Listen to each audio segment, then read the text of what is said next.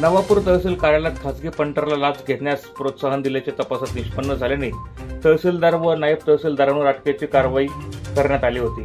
नंदुरबार लाचलुचपत विभागाचे उपाधीक्षक राकेश चौधरी यांनी तहसीलदार व नायब तहसीलदार यांना जिल्हा सत्र न्यायालयात हजर केले असता त्यांना 1 दिवसाची पोलीस कोठडी सुनावण्यात आली होती।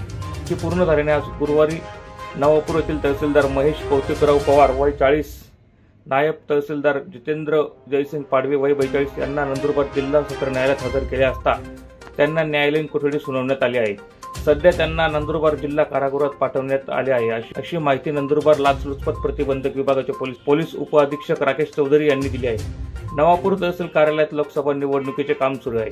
अशातच तहसील कार्यालयातील तहसीलदार व नायब तहसीलदार यांच्यावर झालेल्या कारवाईने प्रशासनावर नामुष्की ओढवली आहे।